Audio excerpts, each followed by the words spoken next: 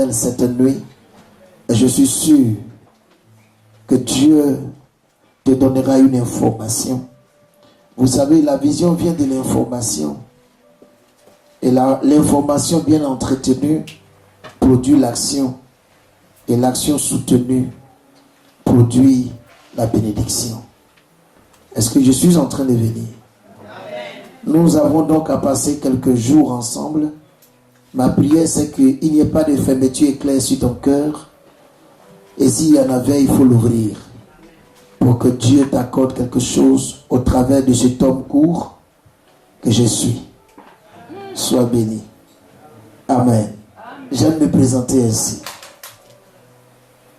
Le thème que je vais traiter avec nous ce soir, je voudrais l'introduire en m'appuyant sur Matthieu chapitre 11, verset 28.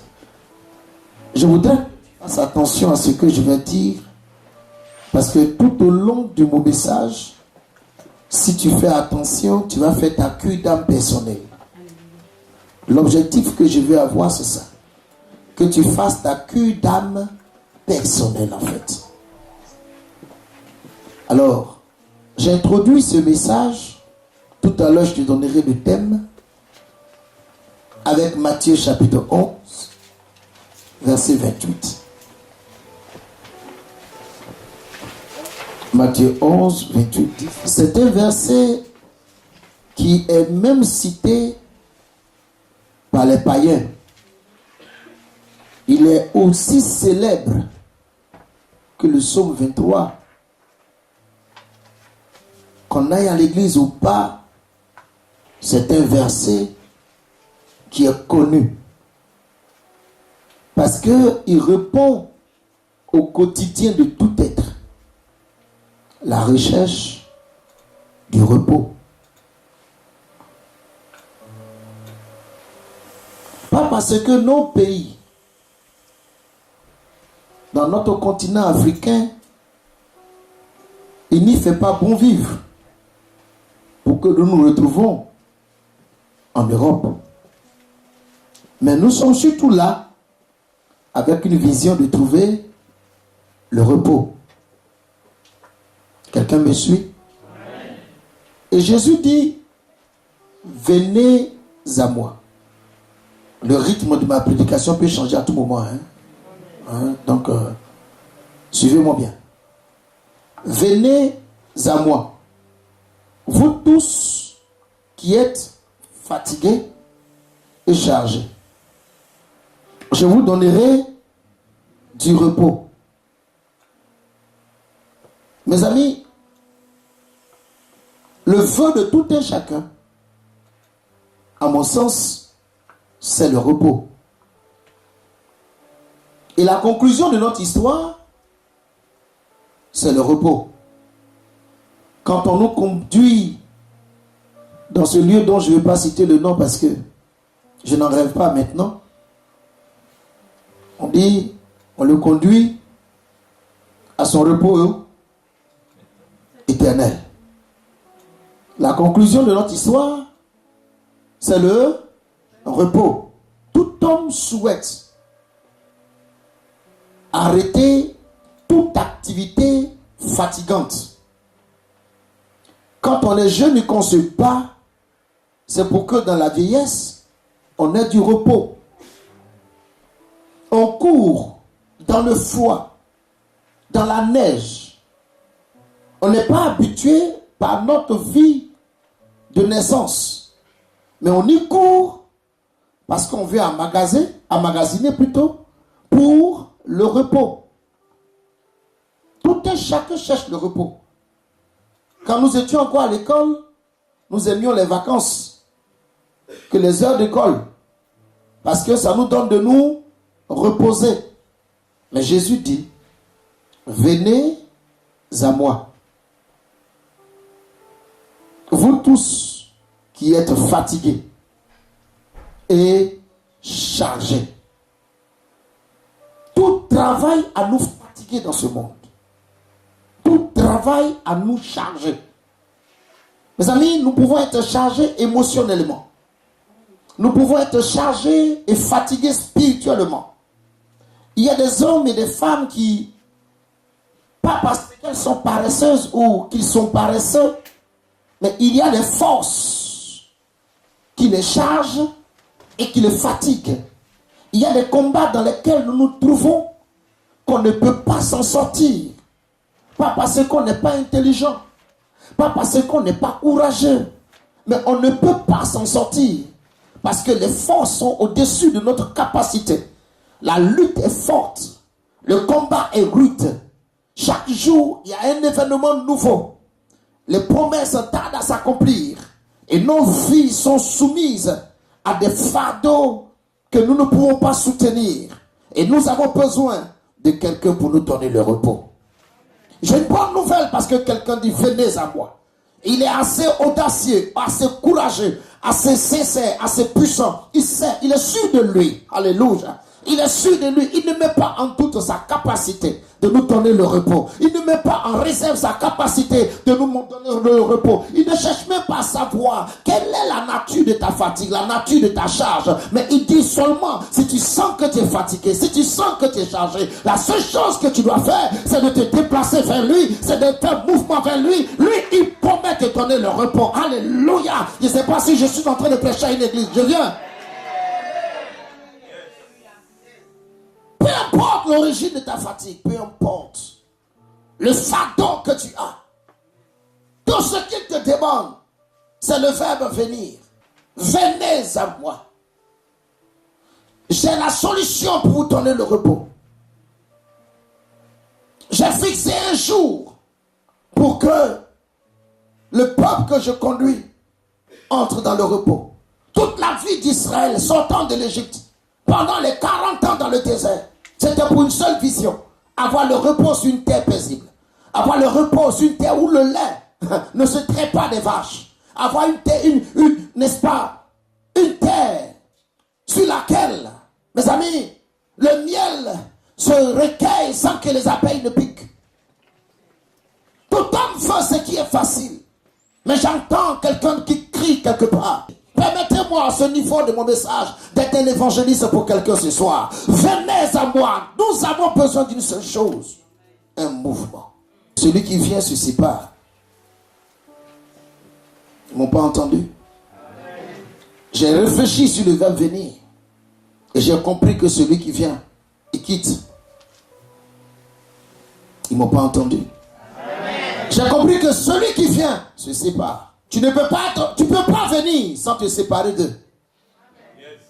Tout homme qui doit venir doit se séparer. En fait, tout le monde connaît ce verset. On le cite parce qu'on connaît la fin. C'est le repos. Mais avant le repos, il y a un mouvement. Avant le repos, il y a un déplacement. Et avant le repos, il y a un abattement qu'il faut faire. Avant le repos, il y a lieu que tu bouges. Tant que tu ne bouges pas, le repos ne viendra pas. Parce que le repos ne va pas vers toi, c'est toi qui viens vers le repos. Ils ne m'ont pas entendu. Est-ce que je suis en train de venir? Beaucoup veulent rester dans leur position pour avoir le repos. Beaucoup veulent rester dans leur vie ancienne pour avoir le repos. Beaucoup veulent rester dans leur caractère pour avoir le repos. Le Seigneur n'ira pas vers toi pour te donner le repos.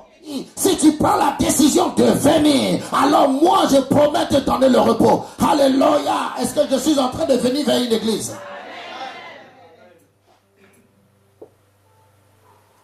Jésus ne fait pas comme de nos jours le système commercial qui se résume par l'activité de rapprochement du marché vers le client.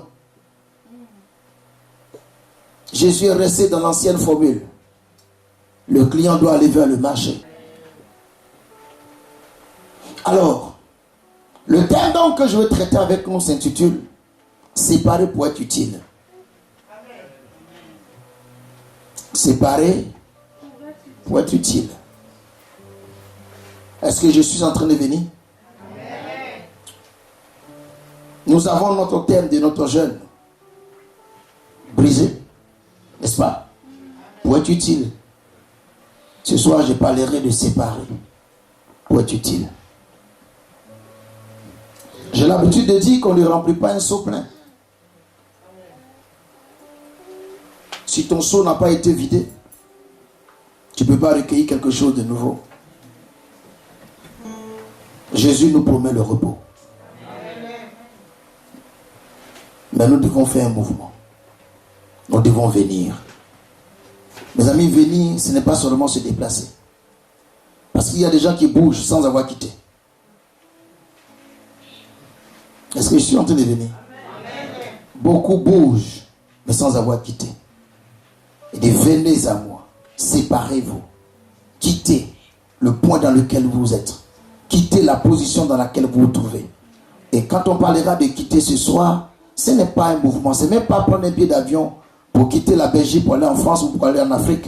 Parce que tu peux quitter l'Afrique par un billet d'avion et venir ici sans avoir quitté l'Afrique. Vous savez, le problème d'Israël, je vais arriver au message tout à l'heure. Le problème d'Israël, quand Israël est sorti de l'Égypte, Israël n'a pas quitté l'Égypte. Vous savez, vous pouvez quitter un endroit sans que l'endroit ne vous quitte.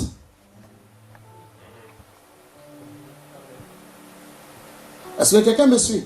Amen. Israël est sorti de l'Égypte, mais l'Égypte n'était pas sortie d'Israël. Donc il n'y avait pas eu séparation. Ça a duré donc 40 ans. Ce soir, je parlerai donc, sinon je parle de séparer. Quand on parle de séparer, c'est fait une scission. Quand on parle de séparer, c'est fait une division. Quand on parle de séparer, n'est-ce pas, c'est mettre à part. Et dans le thème théologique, séparer, c'est oindre. Nous avons besoin de nous séparer pour être différents. J'ai vu la vie d'un homme dans les Saintes Écritures qui a subi la séparation et qui a atteint sa destinée. La Bible dit qu'il n'y a rien de nouveau sous le ciel. Et celui qui sait vivre pour réussir sa vie, ce n'est pas celui qui crée une nouvelle vie. Ce n'est pas si je suis en train de venir. Est-ce que je suis en train de venir? Amen. Je répète que celui qui veut réussir sa vie n'a pas besoin de créer une nouvelle vie. Il a observé les anciennes vies. Amen. Est-ce que je suis en train de parler à quelqu'un? Je peux venir? Amen. Je répète pour celui qui ne m'a pas entendu. Celui qui veut réussir sa vie facilement, il n'a pas besoin de créer une nouvelle vie. Tu regardes ce que les anciennes vies ont été, tu verras leurs erreurs, tu verras leurs succès et tu traceras ton chemin. Amen. Parce que tous les combats ne se mêlent pas de façon frontale. Ce n'est pas tous les combats qu'on affronte. Il y a des combats pour lesquels on se cache. Il y a des combats pour lesquels on fuit. Et il y a des combats pour lesquels on attaque. Il y a 3 façons de vaincre dans un combat. Et j'aime bien Dieu. Est-ce que vous savez que Dieu fuit les combats? Dieu a fui.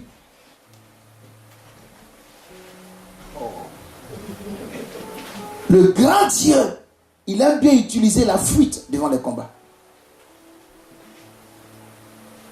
Jésus est né Dieu.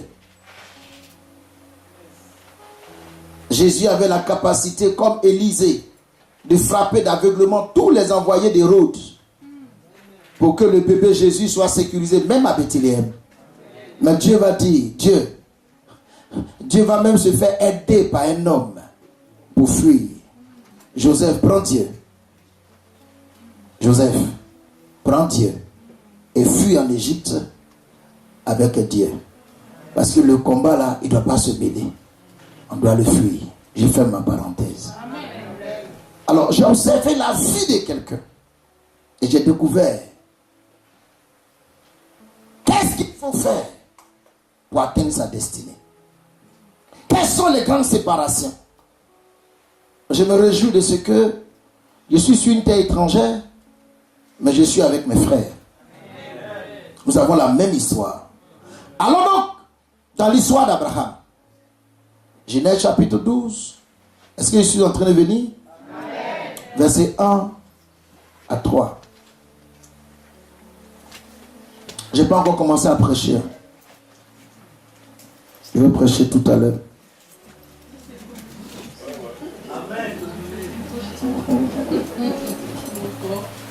J'ai prêché tout à l'heure, les amis. Genèse chapitre 12. Vous voyez, je ne vous prêche pas avec de... Je ne fais rien de nouveau. Je viens vous dire ce que l'autorité vous a déjà dit ici, mais à ma façon. Voilà, c'est tout. Ce que je suis en train de vous dire, il vous a déjà tout dit. Mais je viens vous le dire à ma façon. Vous savez, lorsque dans un village, le masque a l'habitude de sortir, il perd son sacré. Amen. S'ils sont avec moi. Vous êtes avec moi? C'est pourquoi de temps en temps, il faut un nouveau masque. Pour réveiller le sacré. Sinon, c'est la même danse. Quelqu'un ne m'a pas dit amen pour acclamer le Seigneur. Alors, Genèse 12, verset 1 à 3. Quand nous lisons ce texte, il y a des mystères cachés. Dieu parle à Abraham, qui n'est pas encore devenu Abraham. Dieu voulant, dimanche, on va rentrer dans certaines profondeurs par rapport à ce texte. Mais nous sommes là ce soir pour notre délivrance. Dieu parle à Abraham, qui veut dire Père élevé dans la prospérité.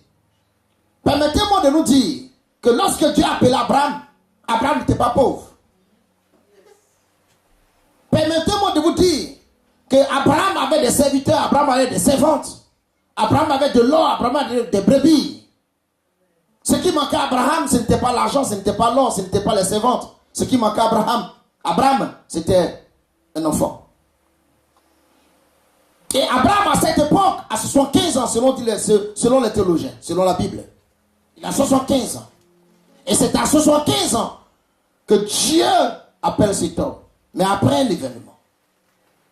Quand vous lisez Genèse chapitre 11, verset 31, il est écrit que Téra, le père d'Abraham, va mourir.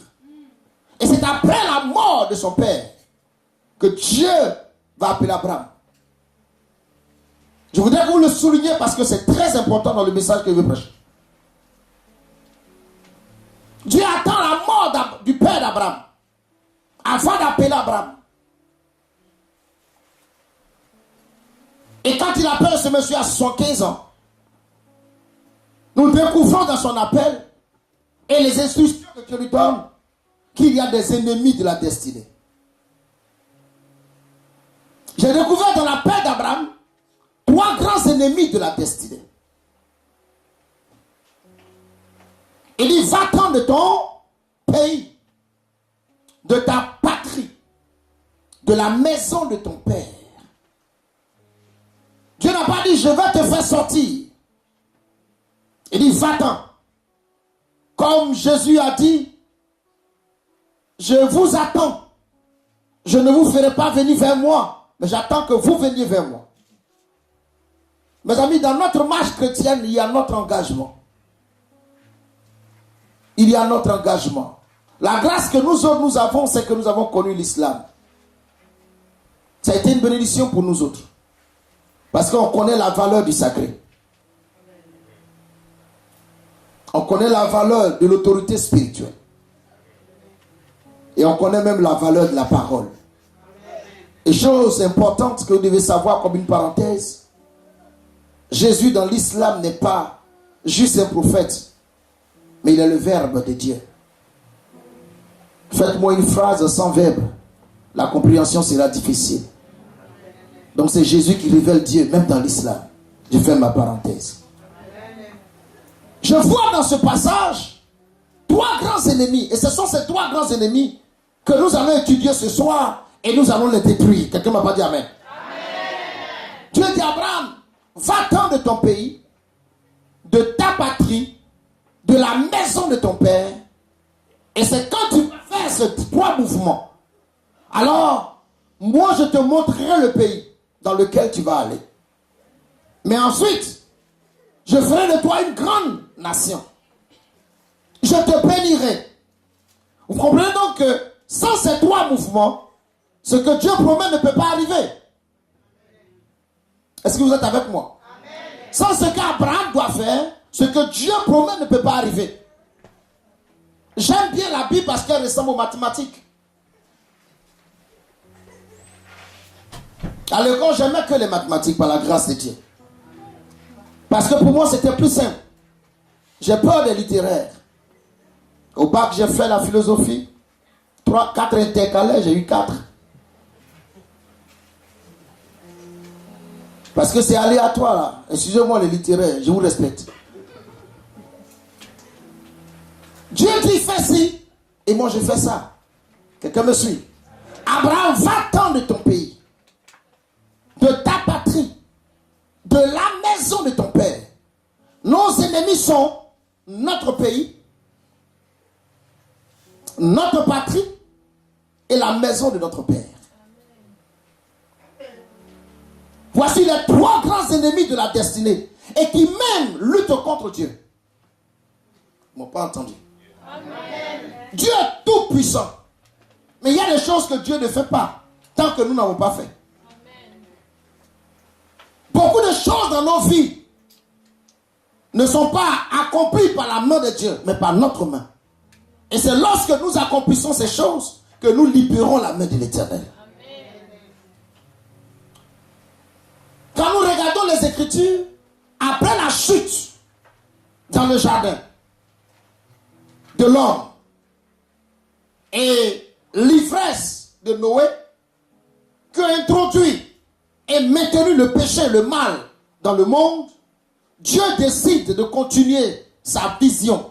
Amen. Parce que la vision principale de Dieu, c'est que toute la terre soit remplie des hommes qui lui ressemblent. Et c'est dans ce sens-là qu'il choisit un vieil homme qui a été féticheur. Ça va vous choquer, mais c'est la vérité. Abraham a été féticheur. Son père était féticheur. Et Abraham a accompagné son père dans ses fétiches. C'est pourquoi Dieu attend que le père d'Abraham meure avant de tendre sa main, parce qu'Abraham était soumis à son père. Abraham était soumis à son père. Même à 75 ans. Si vous lisez bien les Saintes Écritures, c'est là où le père décide d'aller avec Abraham et sa femme, qu'Abraham partait. Abraham ne pouvait pas attendre la voix de Dieu tant que son père était. Pas parce que Dieu ne parlait pas à Abraham. Mais Dieu ne pouvait pas être entendu par Abraham parce qu'Abraham n'entendait que la voix de son père. Il y a des choses dans notre vie qui empêchent la voix de Dieu d'arriver à notre niveau. Tant que ces choses ne sont pas mortes, on ne peut pas voir la gloire de Dieu. Amen. Alors Dieu va dire à Abraham, j'ai décidé moi depuis longtemps, parce que le plan de Dieu pour nous ne vient pas après notre naissance. Ils n'ont pas entendu. Amen. Le plan de Dieu pour nous vient avant notre naissance. Aujourd'hui, je me trouve dans cette salle. Ce n'est pas une surprise pour Dieu. Parce que dans son plan, à cette heure, en ce jour-là, je devais être ici et c'est vous qui devez être devant moi pour entendre ce que Dieu veut que je dise. C'est un plan de Dieu. Il a dit à Jérémie, avant que tu ne sois, il t'avait déjà consacré. Donc Abraham était déjà connu comme quelqu'un que Dieu allait utiliser, mais retardé 75 ans à cause de quoi? L'activité de son père. À cause du lien de son père. Et je suis sûr qu'Abraham a été, n'est-ce pas, vilipendé ou a été sujet de moquerie lorsqu'il a dit « Je vais adorer un Dieu ». On lui a posé la question certainement, quelle est l'image de ce Dieu? Parce qu'à cette époque, toutes les divinités étaient imagées. Abraham n'a pas dit que j'ai vu son image, mais j'ai entendu sa voix. Pourquoi? Parce que la foi ne vient pas de ce qu'on voit, mais la foi vient de ce qu'on entend. Et ce qu'on entend ne vient pas d'ailleurs que de la parole de l'Éternel. Je suis en train de parler à quelqu'un. Alors à cette époque, Abraham devait être comme quelqu'un de ridicule. Excusez-moi, tant que vous ne tournez pas en ridicule aux yeux des païens, votre Dieu ne sera pas véritablement adoré par vous-même. Est-ce que je suis en train de venir avec quelqu'un? Et Dieu va lui dire, va-t'en. Et le pays dans lequel je vais te faire entrer, je te le montrerai. Ce n'est pas avant. Dieu ne nous montre pas notre bénédiction avant notre action. Ils ne m'ont pas entendu? Amen. Est-ce que je suis en train de venir vers quelqu'un? Amen. Dieu ne te montrera jamais ta bénédiction avant ton action. Amen. Abraham, bouge et je te montrerai. Mais voici les promesses que j'ai pour toi. Mais je t'attends. Je suis l'alpha. Mais je suis l'oméga. Je t'annonce le commencement et je t'attends la fin. Tu dois te débrouiller pour me rejoindre. Je ne sais pas si je suis en train de parler à une église. Alors, va-t'en de ton pays. Va-t'en de ta patrie et de la maison de ton père. Mes amis, j'ai commencé à réfléchir. Qu'est-ce que Dieu voulait dire exactement à Abraham? Pour ne pas dire à notre Abraham. De partir de son pays. Mes amis, pour la petite grâce que nous avons eue d'être à l'école, le pays n'est pas la nation. Ils sont avec moi? Amen. Est-ce que je suis en train de venir? Amen. Le pays n'est pas la nation. On nous a appris à l'école que le pays est un territoire, est une portion de terre, limitée par des frontières naturelles et ou artificielles. Et c'est dans ce pays-là que la nation vit. Parce que la nation, c'est l'ensemble des êtres qui ont les mêmes lois, les mêmes objectifs et qui vivent sur le territoire. Mais il dit à Abraham, il ne parle pas dans un premier temps des nations, il parle de pays. Quelle est l'influence de ma terre natale sur mon histoire? Je vous ai dit que si tu me suis bien, tu feras ta cuidam. Amen. Dieu commence à pousser Abraham. Abraham a fait sa cuidam. Mon Dieu, je veux rendre ton nom grand. Je veux te bénir. Je veux même bénir ceux qui te béniront. Et maudire ceux qui te maudiront. Je vais faire de toi la source de bénédiction de toutes les nations. Mais ta terre natale est ton problème. J'ai de grandes promesses pour toi. Mais ta terre natale, ton pays, la portion de terre sur laquelle tu es né est ton problème. Pourquoi? Parce que cette portion de terre a vu les idolâtries de tes parents. Cette portion de terre a vu naître les autels que tes parents ont érigés. Si tu restes sur cette portion de terre, alors les autels de ta famille continueront, n'est-ce pas, de te combattre. Il faut que tu quittes. Amen. Je continue de parler avec le Saint-Esprit et il m'instruit. Et il m'instruit. Je dis, mais Seigneur, mais à supposer que je n'ai pas la possibilité de voyager, mais je suis né en Côte d'Ivoire, je fais comment pour m'en sortir? Est-ce qu'il faut que j'aille vivre au Burkina? Est-ce qu'il faut que j'aille vivre au Ghana en tant qu'Ivoirien? Vous avez la grâce d'avoir quitté certains le Congo et d'autres pour être en Belgique. On dirait peut-être que cette parole est accomplie. Vous avez quitté votre pays. Qu'est-ce que le Seigneur voulait dire à Abraham? L'influence de ta terre.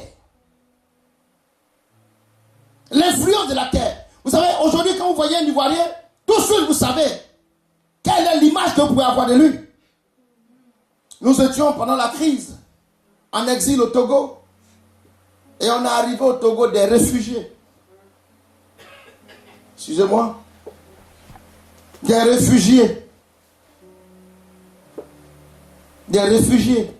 Au moment où les Togolais prennent une bouteille de bière et ils y passent avec cette bouteille de bière 3 heures en train de siroter la bouteille de bière avec une pipette. Les réfugiés payent des casiers.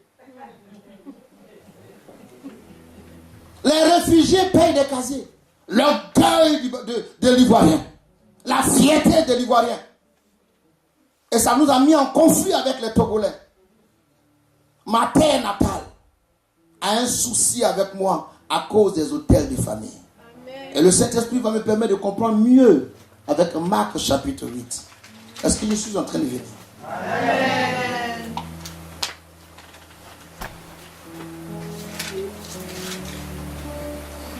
Ici, je veux parler un tout petit peu. Il y a des choses qui se passent dans nos villages. Et peu importe la distance qui nous éloigne de ce village natal, il y a comme un lien de sang. Il y a comme un cordon, il y a comme un vecteur. Il y a comme une torche qui nous localise chaque fois. Et qui nous atteint toujours. Tant qu'on n'a pas coupé ce vecteur, on ne peut pas s'en sortir. Marc 8, à partir du verset 22. Nous sommes en veillée. Marc 8, à partir du verset 22. Le Saint-Esprit par Marc 8 me permet de comprendre la pensée de l'Éternel.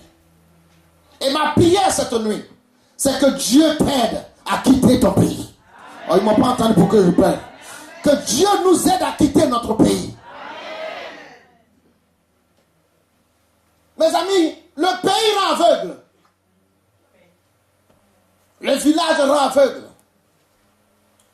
C'est une cécité qui nous empêche de voir ce que nous voyons de bon dans la vie des autres.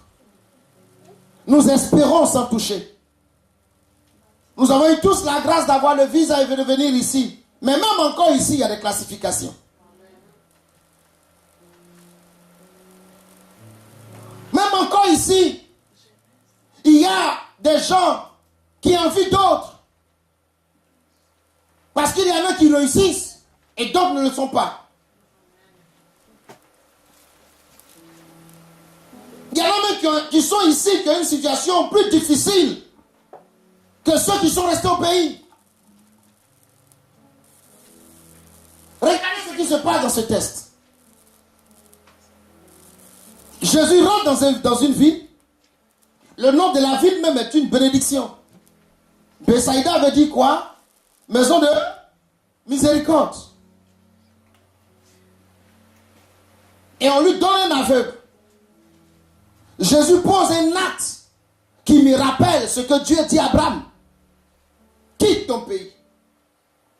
Jésus prend l'aveugle par la main.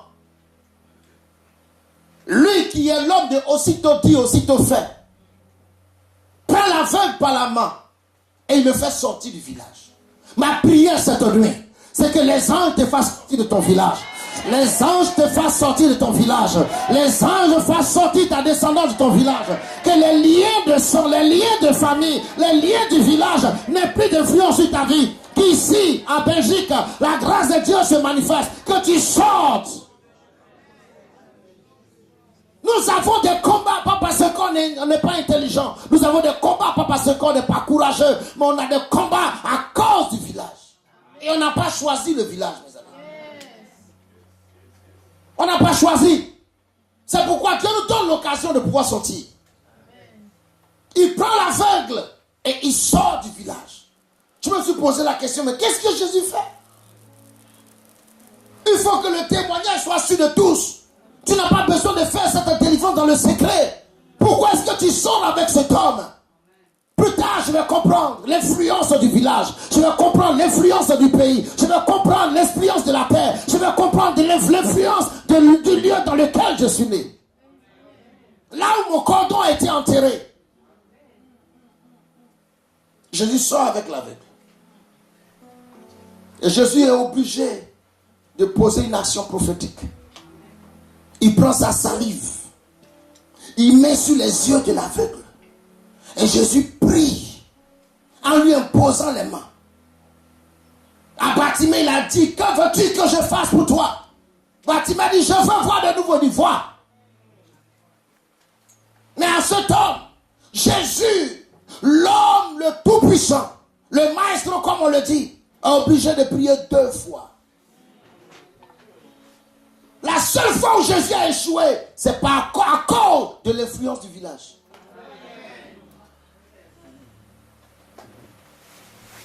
Jésus a échoué dans son ministère, dans un cas de délivrance, parce qu'il était en face de l'influence du pays, l'influence du village. Quelle est l'histoire de ton village?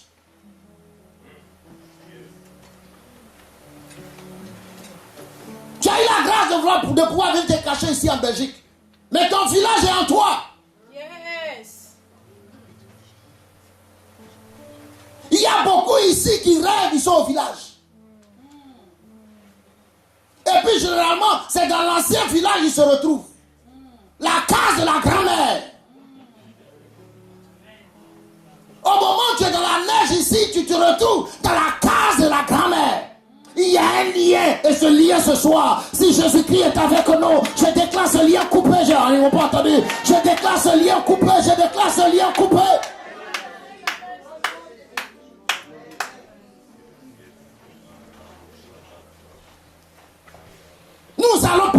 nuit.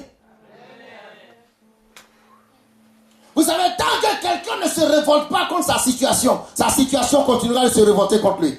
On n'a pas entendu pour que je parle. Je n'ai jamais vu un esclave être libéré par son maître sans révolution. Tout esclave pour être libéré se révolte. Jésus prie pour l'aveugle.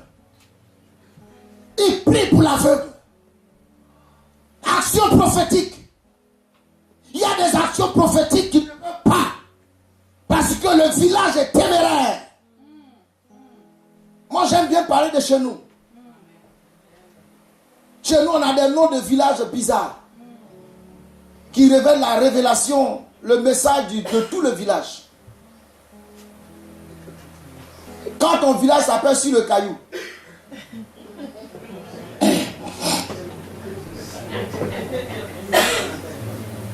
pour ceux qui sont de ma patrie, les Baoulés, Yobouessou, ton village s'appelle Sur le Caillou. Comment toi tu vas prospérer? C'est quoi, on sème sur un caillou et ça prospère? Quand ton village s'appelle Ténèbres, dis-lui.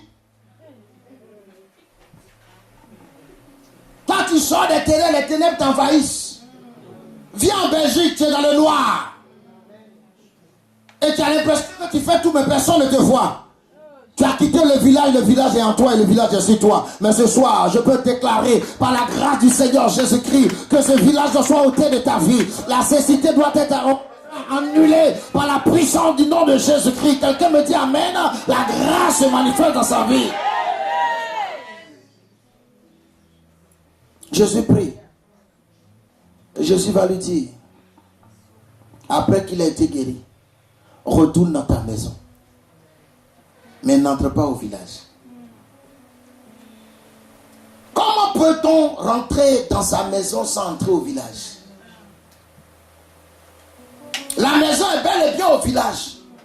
Et Jésus lui dit, retourne dans ta maison sans rentrer au village. Et j'ai compris que le pays, ce n'est pas la portion de terre.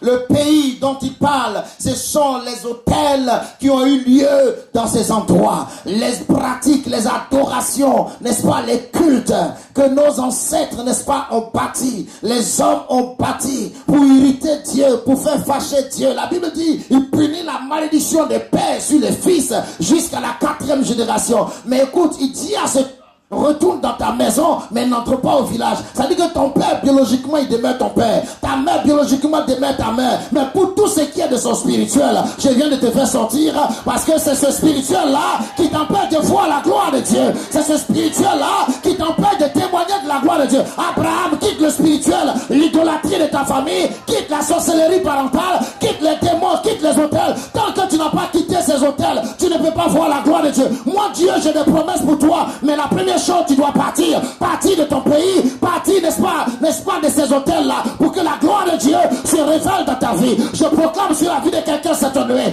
que ce premier pas est déjà accompli, que l'Éternel te donne de quitter, l'Éternel te donne de quitter ton pays. J'espère que je ne suis pas trop fort. Je ne gêne pas les voisins, je viens de l'Afrique.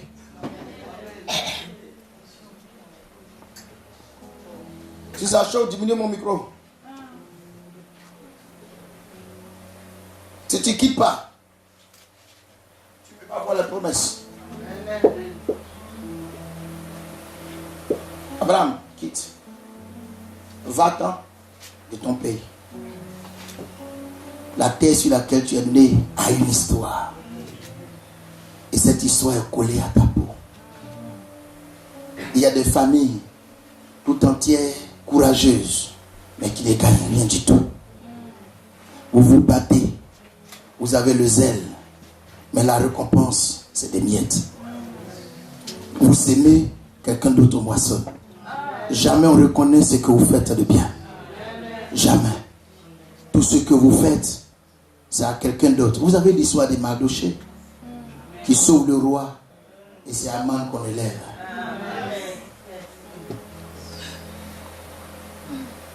Je refuse cette position. Permettez-moi à ce propos de m'arrêter tant soit peu pour rendre un témoignage de nous-mêmes. Mon épouse et moi. nous sommes mariés pratiquement comme des mineurs. J'avais 25 ans, elle en avait 21. Mais pas parce qu'on avait les moyens, mais parce qu'on avait une vision. Vous savez, dans votre histoire, dans notre histoire, dans la famille, s'il n'y a pas quelqu'un qui se lève, l'ennemi sera toujours debout. Amen. Mon père nous a fait 5 avec 4 mères. Et ma mère nous a fait aussi 5 avec 3 pères. Ma famille ne connaît pas ce qu'on appelle le mariage. Parce que le village, auprès de l'hôtel, un grand fleuve. Et de ce fleuve-là, il y a l'esprit de la sirène des eaux. Et à partir de ce fait, toutes nos soeurs, vous savez, le diable, il est méchant. Toutes mes soeurs sont belles. Je le dis pas parce que c'est la démagogie, mais mes soeurs sont belles. Celles qui ont eu la grâce, c'est de faire un enfant et revenir à la maison avec l'enfant. Personne ne s'est marié. Et je me suis rendu compte que c'est une malédiction. Alors, sans moyen, à 17h, le marié que j'étais sous la pluie en train de chercher une caméra, que je n'ai d'ailleurs pas eu.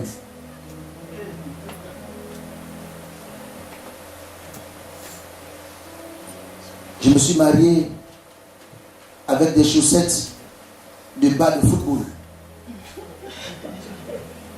Les bas, les chaussettes de football. Parce que la chemise qu'on m'a donnée était vert olive. Et il fallait donc des chaussettes adaptées.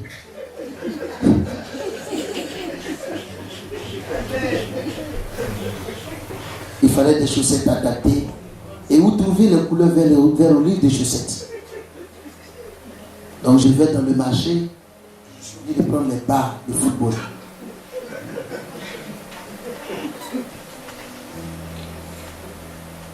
C'était pitoyable, mais nous avions une vision. Il fallait bien que quelqu'un se lève. Vous savez, celui qui se lève, les autres ne voient pas qu'il se lève, mais l'ennemi de la famille le sent debout. Ils ne vont pas entendre que je parle. Quand vous vous levez contre l'ennemi de la famille, les parents ne savent pas que vous êtes levés, mais le sorcier sait que vous êtes levés. Les démons savent que vous êtes levés. J'appelle quelqu'un cette nuit à se lever pour sa famille, à se lever pour son village. Ça se moquait de nous. Mais Satan savait ce que nous étions en train de faire. Les démons de la famille savaient. La sirène des autres savait. Humainement parlant, ça faisait pitié. Nous sommes mariés avec des bagues qu'on achetait devant la cathédrale 150 francs CFA. Le lendemain, la bague de ma femme a noirci. Et moi, j'ai entretenu ma bague avec les chaussures qu'on prend par là à la douche. Vous voyez, quand vous passez la bague là-dessus, les gommes. J'ai entretenu la bague parce que j'aimais la bague. J'ai entretenu la bague pendant au moins 2 ou 3 semaines. Mais après, je ne pouvais plus tenir. Je ne pouvais plus tenir. Et nous avons passé 3 ans sans alliance.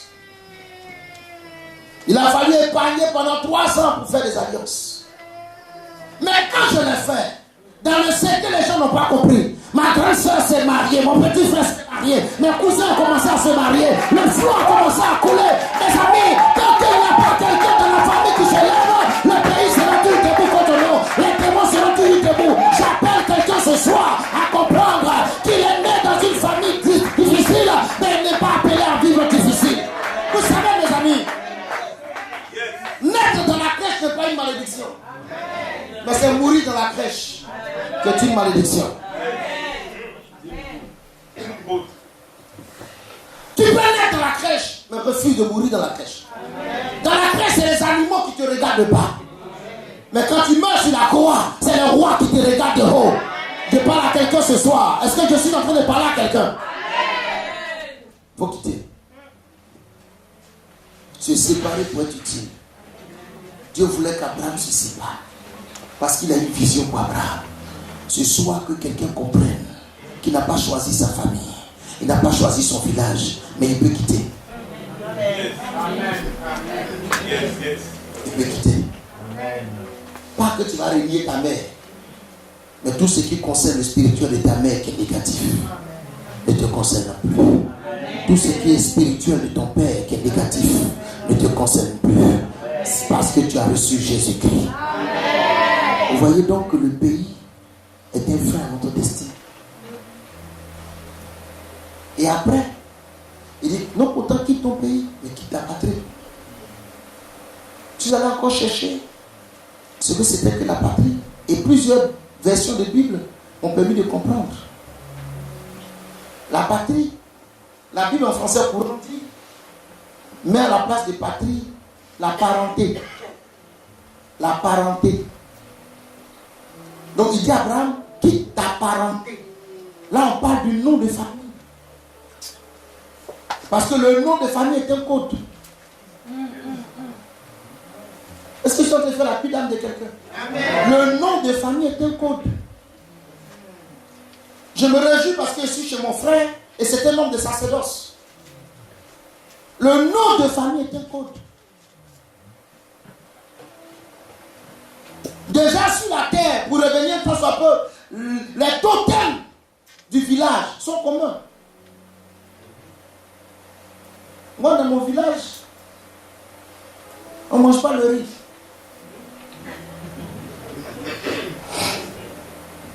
Le riz. Du riz. Manger universel.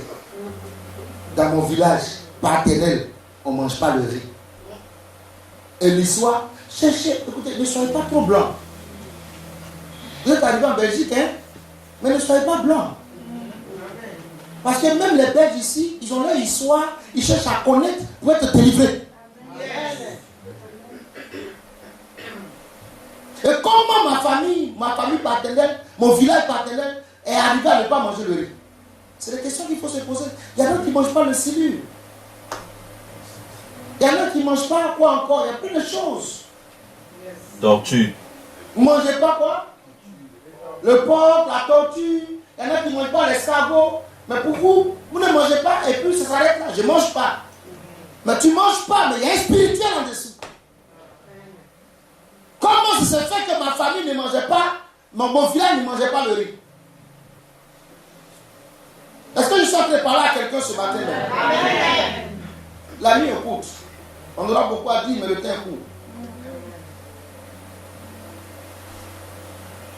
Mais à lieu qui ont fondé le village, le couple ne faisait pas d'enfants. Il y a devenu comme ça, je n'ai pas de parenté. Le couple ne faisait pas d'enfants. Et un jour, en allant au champ, il rencontre un homme blanc au bord d'une rivière. Et cet homme blanc-là leur réclame à boire et du tabac.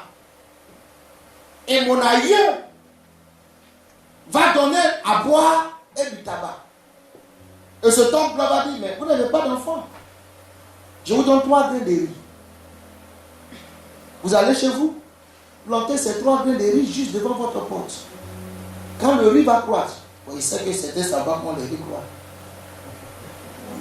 Mais nous on sait comment le riz croît. Il y a autorité. Tu as été dans un champ de riz? C'est compliqué. Quand le riz va croître, à un niveau, le riz rentre en sorte de maturité et c'est comme une grossesse. Voilà. Et cherchez sur internet comment, vous avez la possibilité au moins de voir ça. Comment le riz arrive à maturité. Quand le paddy de riz doit se former, ça devient comme le riz tombe enceinte. De façon terre à terre. Et l'esprit dit à mes aïeux, quand le riz va entrer dans cette position-là, ta femme va tomber enceinte. Mais à partir de cet instant, vous ne mangez pas le riz. Effectivement, ils plantent les 3 grains et le processus s'enclenche et la femme tombe enceinte et alors le village tout entier ne doit pas manger le riz.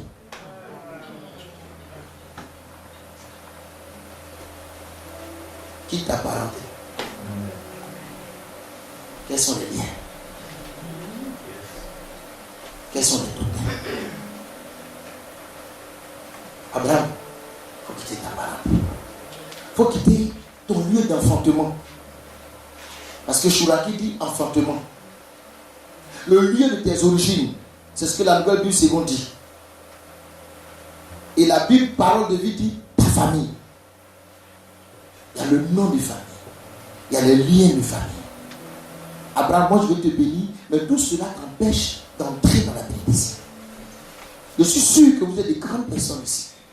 Il y en a ceux qui on a prophétisé des grandes paroles, des grandes prophéties. Je suis venu ajouter ma voix à la voix de ces prophètes qui sont déjà passés ici, pour te permettre de comprendre que ces prophètes n'ont pas prophétisé la fausseté. Papa n'a pas prophétisé ce qui est faux, mais voici ce qui t'empêche d'entrer dans la prophétie. Il faut fouiller. Le christianisme n'est pas du dogmatisme. On ne suit pas Dieu sans réfléchir. Dieu ne se sert pas par une foi aveugle. Dieu nous a fait la grâce de réfléchir. Est-ce que je suis en train de prêcher à une église? Amen. Qui t'a parenté?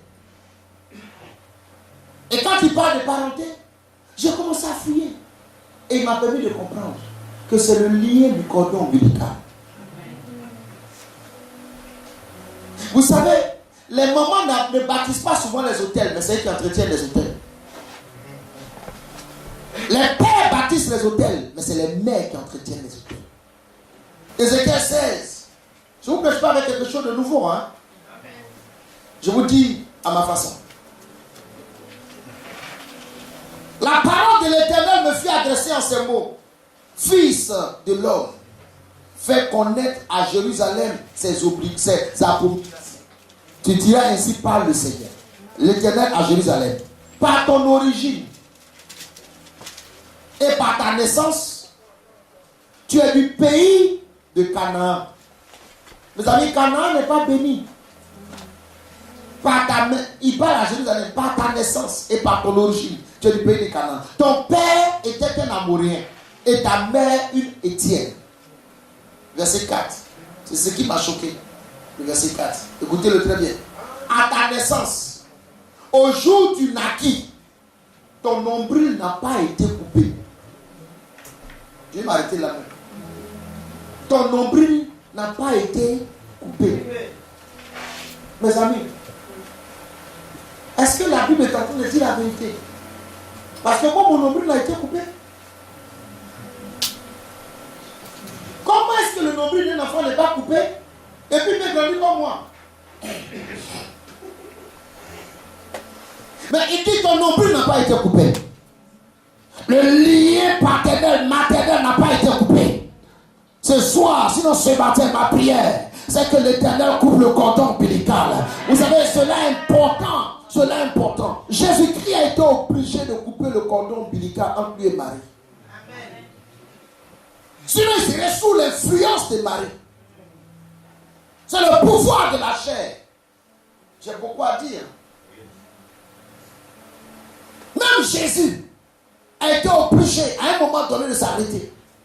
À 2 reprises. Pour se séparer de Marie. Sur le plan spirituel. Parce que Marie avait décidé de l'influencer. Au nord de Canaan, elle vient, elle dit, ils n'ont plus de vin. Sur la base de quoi? Je suis ta mère. Je suis ta mère. Tu es passé dans mes entrailles. Combien de mamans maudissent leurs enfants en parlant de leur ventre?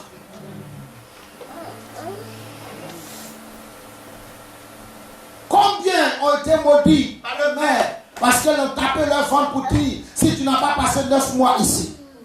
Et ça marche. En tapant les seins pour dire si tu n'as pas tété de ces seins. Ça marche. Pourquoi? Le cordon ombilical. Cette nuit que le cordon soit coupé. Amen. Est-ce que quelqu'un est prêt à prier avec moi? Pour que ce cordon soit coupé. Vous savez, je dis souvent que les parents sont la porte de notre entrée dans le monde. Mais les parents ne sont pas notre monde. Amen. Amen. Donc les parents ne doivent pas contrôler notre monde. Amen. Leur vie passée ne doit pas contrôler notre monde. Amen.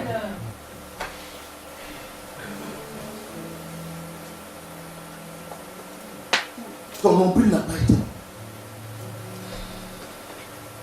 Qui t'a parenté? Il y a une histoire entre ta mère et toi. L'histoire de ma mère ne peut pas être mon histoire. L'histoire de mon père ne peut pas être mon histoire. Amen. Ça doit être coupé. Qui est prêt à ce que ce soit coupé cette nuit? Je te prépare à la prière. Il faut que ce cordon-là soit coupé. Pour que tu vois la gloire de Dieu. Très souvent, on dit tu ressembles à papa.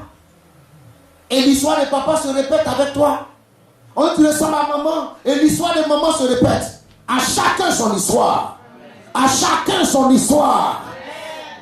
Je n'ai pas choisi ma mère. Je n'ai pas choisi ma mère. Le prénom de ma mère, c'est esclave. Dans notre patrie. Son prénom, c'est esclave. Et sa vie est esclave. Je n'ai pas besoin de vous parler de l'histoire de ma mère, mais ma mère a une vie d'esclave. Parce que le nom, c'est notre position.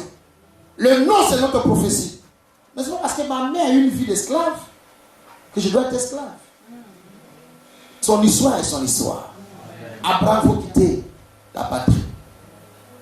Mais encore mieux, il faut quitter la maison de ton père. Quand on parle de patrie, on parle du côté de la mère. Parce qu'on parle du cordon ombilical. Mais quand il parle de la maison de ton père, il parle des hôtels que le père a bâtis. L'idolâtrie de la famille.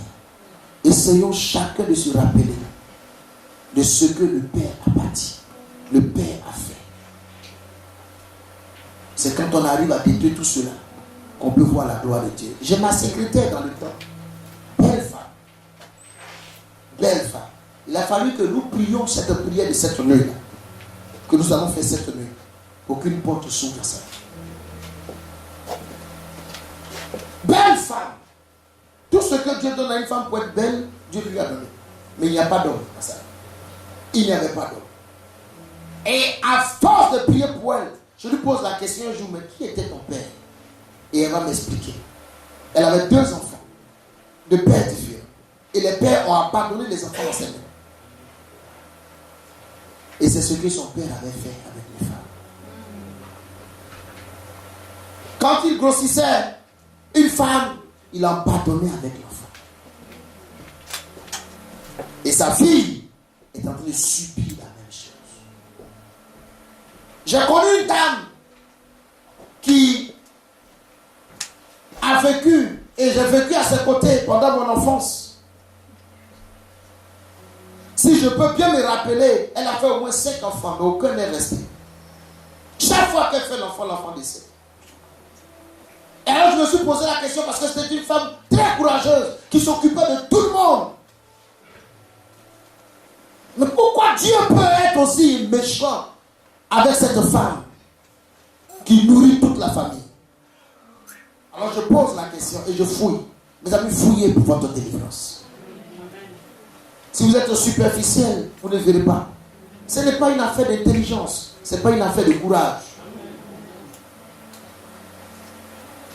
C'est une affaire de source. Et on va me donner le témoignage de la dame. Une histoire de son père qui était chasseur. Et qui va à la chasse. Et qui trouve la femelle du singe. Presque à terre. Et quand il rentre dans la brousse, tous les singes fuient. Mais la femelle était presque à terre, elle ne pouvait pas bouger. Et l'histoire dit que cette femelle a fait ses 2 mains comme ça. Et elle a touché son ventre. L'histoire dit, je suis enceinte. S'il te plaît, ne me tue pas. Et le père a visé. Et le père a tué. Et c'est la fille du père qui a préparé le singe. Et tous les enfants de cette femme. Une seule fille a voulu vivre, mais elle est morte avant la vie. Aucun de ses enfants n'est resté. À cause de l'histoire de son père. Qu'est-ce qui t'arrive? Quelle est la cause? Est-ce que ça ne vient pas de la maison de ton père? Tu ne peux pas y parler. Tu as des grands projets, tu ne peux pas y parler. Vous êtes assez calme, vous m'écoutez ou vous me suivez? Amen. Amen. Abraham, il faut que tu quittes. Mais si tu arrives à quitter, je rendrai ton nom grand. Tu seras une source de bénédiction. Mais sans ça, rien ne peut se passer. Séparé pour être utile. Tant qu'il n'y a pas de séparation, on ne peut pas être utile. Alléluia. Amen. Je m'en vais conclure pour que nous prions. Est-ce que quelqu'un pense à ça? La vision que j'ai derrière ce message, c'est que tu penses à ton histoire. Si tu ne la connais pas, il faut la chercher. Vous savez, les Américains sont en train de chercher leurs origines. Michael Jackson est allé jusqu'à chez nous en Afrique. Et chez nous, en Côte d'Ivoire, il a découvert ses origines dans une tribu qu'on appelle les Akans. Et il a été fait un roi là-bas. Si tu ne cherches pas, tu vas te battre contre un adversaire que tu ne peux jamais vaincre. Le sang de Jésus est puissant. Le sang de Jésus est fort. Mais quand l'adversaire n'est pas ciblé, tu tires dans le vide. Paul dit, je me bats, mais je ne bats pas l'air. Je travaille avec objectif. Qu'est-ce qui te fait souffrir? Nous sommes là cette nuit pour que quelque chose se passe dans notre vie. Paul dit dans 2 Corinthiens chapitre 6, versets 16 à 18, quel rapport y a-t-il entre le temple de Dieu et les idoles? Mes amis, il y a beaucoup de caractères qui sortent de nous. Je parle de 2 Corinthiens chapitre 6, versets 16 à 18. Quel rapport y a-t-il entre le temple de Dieu et les idoles? Car nous sommes le temple du Dieu vivant. Comme Dieu l'a dit, j'habiterai et je marcherai au milieu d'eux. Je serai leur Dieu et ils seront mon peuple. C'est pourquoi sortez du milieu d'eux. Dit le Seigneur, ne touchez pas à ce qui est impur et je vous accueillerai. Amen. Je serai pour vous un père et vous serez pour moi des fils et des filles. Dit le Seigneur tout-puissant. Alléluia. Amen. Il y a des caractères contre lesquels tu luttes. Nous luttons, mais nous ne pouvons pas nous en sortir. Parce que ça est dans le sang. Ça est dans le sang. Tu essaies d'être gentil, mais la famille est méchante. Ça te rattrape. Il faut que ce soit lavé.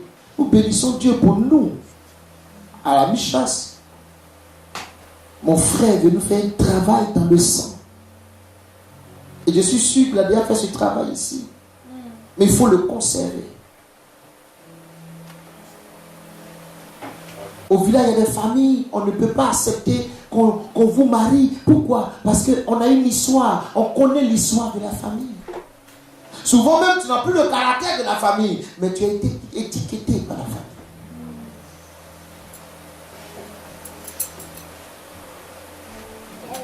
On est méchant.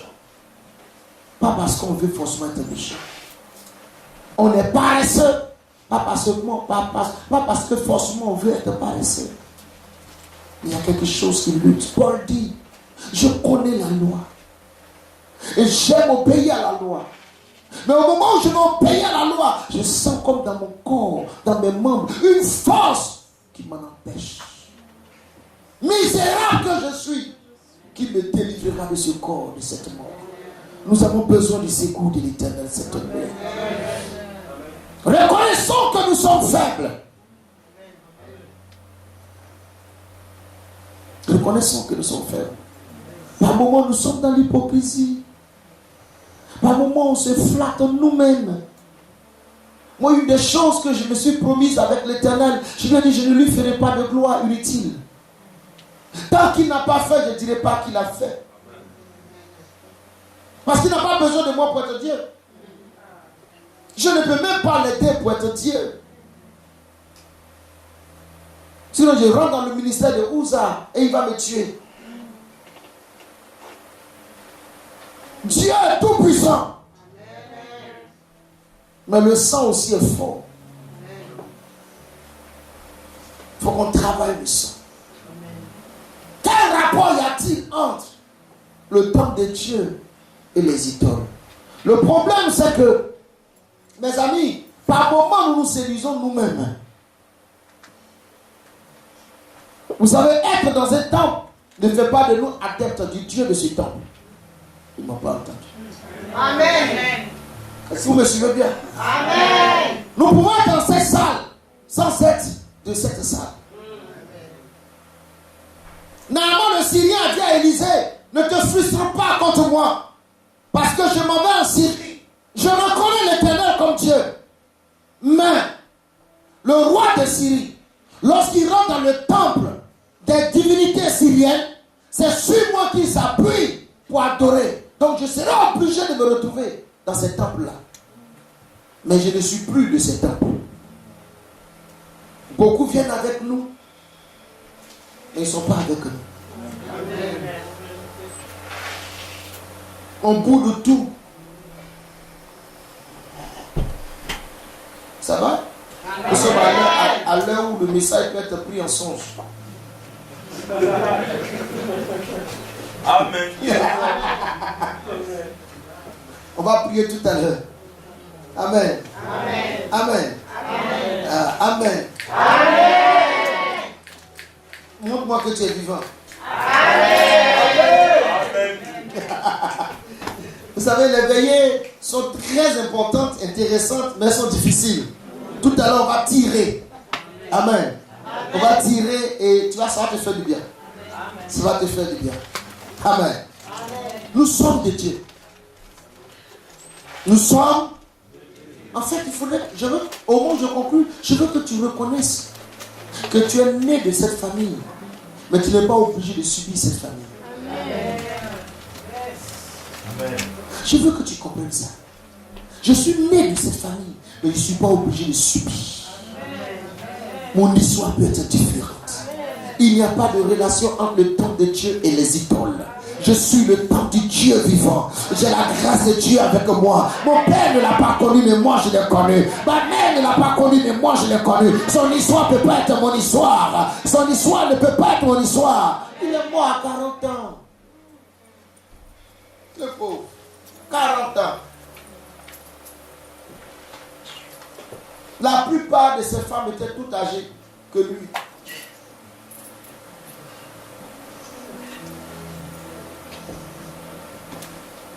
Et lui n'avait pas besoin d'aborder les femmes l'abordaient.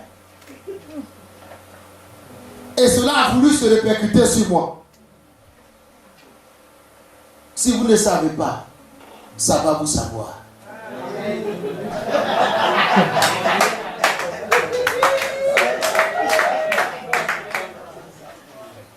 Quelqu'un me suit ce soir? Amen. Nous sommes différents. Quand quelqu'un me dit, je suis différent. Je suis différent. Écoutez-moi bien, on peut tuer Jacques. On peut tuer Jacques. Et ça va faire plaisir. Mais on peut arrêter Pierre sans pouvoir le tuer. Pourquoi?